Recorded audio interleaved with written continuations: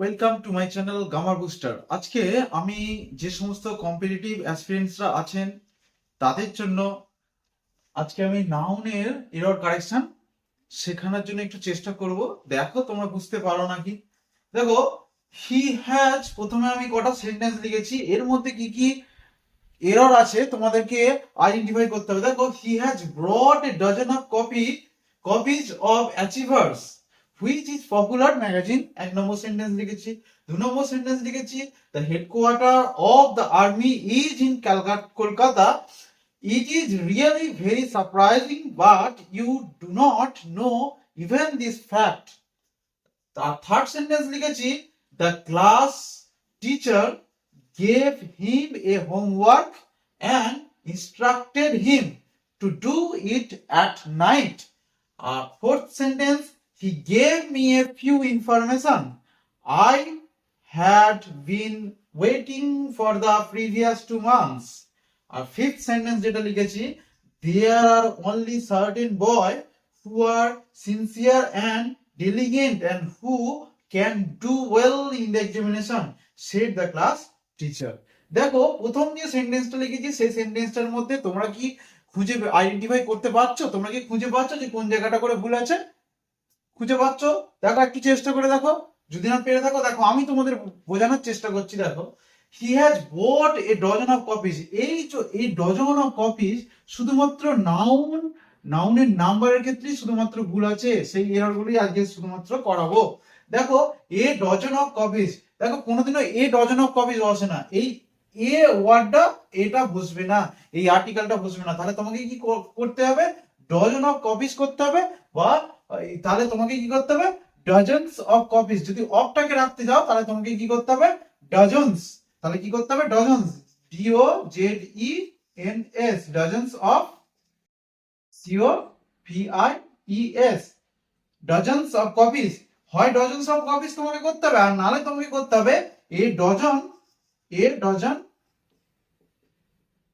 Copies. অফটাকে তাহলে তোমাকে omit করে দিতে হবে, মানে তুলে দিতে হবে। দুটোই ইউজ করা যায়, হয় তোমাকে করতে হবে এ ডজন কপিজ, আর নয় কি করতে হবে? Dozens of copies. এটা প্রচুর এক্সামে পড়েছে, এর আগেতেও পড়েছে, অনেক এক্সামে, এসএসসি পিএসসি সমস্ত এক্সামে পড়েছে, অল কম্পিটিটিভ এক্সামেই হচ্ছে এগুলো পড়েছে।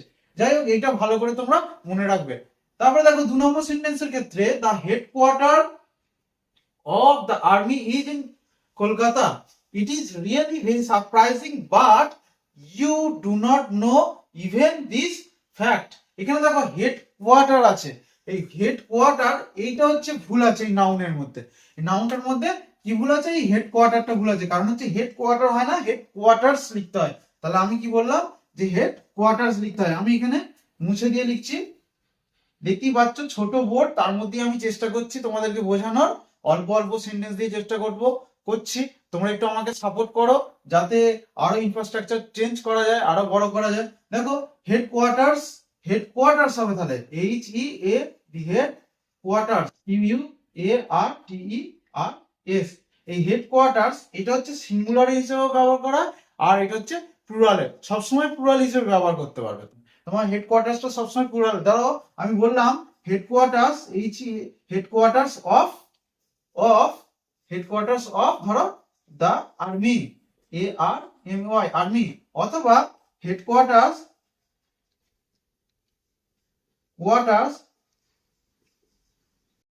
Of the army and the navy, N A V Y, navy. এইটার ক্ষেত্রেও কিন্তু তোমরা ইউজ করতে পারো। দেখো, তাহলে আমি কি বললাম? যে হেডকোয়ার্টার্স, এইখানটার মধ্যে ভুল আছে, হেডকোয়ার্টার্স মধ্যে এররটা এখানে আছে। হেডকোয়ার্টার্স করতে হবে তোমাকে, তুমি দুটো ভাবে ইউজ করতে পারো। একটা হচ্ছে হেডকোয়ার্টার্স অফ দ্য আর্মি, এটাও ইউজ করতে পারো, অথবা headquarters of the army and the navy, মানে তোমার প্লুরালে ব্যবহার করা যেতে পারে। দেখো, 3 নম্বর সেন্টেন্সটার ক্ষেত্রে, the class teacher gave him a homework and instructed him to do it at night. দেখো, একদম ডেফিনেটলি ভুল আছে কোথায়? A homework. কোনোদিনও এ হোমওয়ার্ক হয় না। আমরা এই সেন্টেন্সটাকে ইউজ করে থাকি, কিন্তু এটা কোনোদিনই হয় না। কারণ হচ্ছে ওয়ার্ক হচ্ছে একটা আনকাউন্টেবল নাউন, তাই ওয়ার্কের ক্ষেত্রে হচ্ছে এ হোমওয়ার্ক হয় না। দেখো কোন কোন ক্ষেত্রে তুমি এ বসাতে পারো না। যেমন ধরো আমি বলছি, ধরো বললে সিনারি, সিনারিটা সবসময় প্লুরাল হিসেবে ব্যবহার করা হয়। ওয়ার্ক প্লুরাল হিসেবে ব্যবহার করা হয়। ইমাজিনারি, পোয়েট্রি, এগুলো সবই কিন্তু, তারপরে তোমার অ্যাডভাইস, স্টেশনারি, এগুলো সবই কিন্তু তোমার কি হিসেবে ব্যবহার করা হয়, সবই কিন্তু প্লুরাল হিসেবে ব্যবহার করা হয়। মনে রাখবে এই ওয়ার্ডগুলো যেগুলো আমি বললাম, এগুলো সবসময় প্লুরাল হিসেবে ব্যবহার করা হবে, সিঙ্গুলার ব্যবহার করা হবে না। তাহলে এইখানে ভুল আছে, কি ভুল আছে, এটা ভুল আছে, তাহলে শুধুমাত্র হোমওয়ার্ক হবে, তাই তো। আর যদি আমি এটাকে সিঙ্গুলার হিসেবে ব্যবহার করতাম, যদি আমি এটাকে সিঙ্গুলার হিসেবে ব্যবহার করতাম, তাহলে কি হতো, এ পিস অফ ওয়ার্ক করতে হতো। আবার দেখবে অনেক অনেক জায়গায় এ পিস অফ ওয়ার্ক করতে হতো, কিন্তু লিটারেরি ক্ষেত্রে কিন্তু আমি হোমওয়ার্ক, এই কথাটা, ওয়ার্ক কথাটাকে ব্যবহার করতে পারি। যেমন ধরো ফর এক্সাম্পল আমি যদি তোমাকে দেখাই, যেমন ধরো Macbeth is a great piece of work. দেখো ম্যাকবেথটা হচ্ছে একটা খুব ভালো একটা কাজ, মানে ভালো একটা কাজ ইন ইংলিশ লিটারেচার। ধরো আমি যোগ করে দিলাম in English literature, English literature, LITERATURE, literature.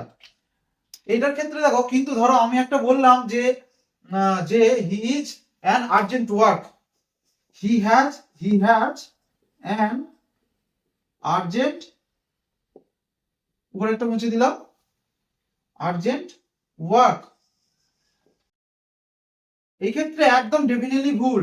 An urgent work বসানো যাবে না, অ্যান বসানো যাবে না, শুধুমাত্র হি হ্যাজ আর্জেন্ট ওয়ার্ক এইটুকু তুমি ইউজ করতে পারো। আর্জেন্ট ওয়ার্কের জায়গায় he has some urgent work এটাও করতে পারো, ঠিক আছে। কিন্তু অ্যান বসানো যাবে না, কিন্তু আমরা এটা অনেক জায়গায় ইউজ করে থাকি, সেই জন্য আমি এই প্রসঙ্গে আমি বলে দিলাম। দেখো তারপরে একটা, he gave me a few information, একই ধরনের জিনিস। I had been waiting for the previous 2 months, আমি 2 মাসের জন্য কি করছো, অপেক্ষা করছিলাম কিছু ইনফরমেশনের জন্য। দেখো এ ফিউ ইনফরমেশন আছে, তাহলে ইনফরমেশনে কোনোদিনও, ইনফরমেশনের আগে কোনোদিনও কি বসে না, এ বসবে না। ইনফরমেশনটা সবসময় হচ্ছে প্লুরাল হিসেবে ব্যবহার করা। ইনফরমেশন মানে তথ্য, তাহলে এর সঙ্গে এস বা ইয়েস কিছুই যোগ হয় না, ইনফরমেশন ওয়ার্ডটাই হচ্ছে ওই রকম। ঠিক এর আগেরটার মতো আমি যেমন বললাম স্টেশনারি, ইমাজিনারি, পোয়েট্রি, এইগুলোর ক্ষেত্রে সবই ক্ষেত্রে সিনারি, এগুলো সবই কিন্তু প্লুরাল হিসেবে সবসময় ব্যবহার করা হয়ে থাকে। তারপরে দেখো আমি 5 নম্বর সেন্টেন্সটা বলছি, there are only certain boys who are sincere and diligent and who can do well in the examination, said the class teacher. দেখো এখানে আছে সার্টেন বয়, মানে একটা নিশ্চিত করে বলছে, একটা নিশ্চিত বালক বা ছেলে। তাহলে এই ক্ষেত্রে কি করা হয়, সার্টেন বয় যেখানে থাকবে সবসময়, এই সার্টেন ওয়ার্ডটা সবসময় প্লুরাল হিসেবে নেওয়া হয়। তাহলে সার্টেন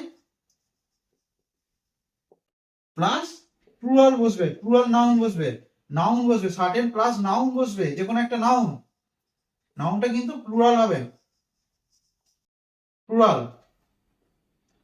তাহলে কি হবে এখানে, তাহলে সার্টেন বয়েজ হবে, এখানে সার্টেন, তাহলে কি হবে বয়েজ, এখানে এস যোগ করতে হবে। দেখতেই পাচ্ছ ছোট্ট বোর্ড, তার মধ্যেই আমি চেষ্টা করছি, বারবার করে লিখতে হচ্ছে, মুছতে হচ্ছে।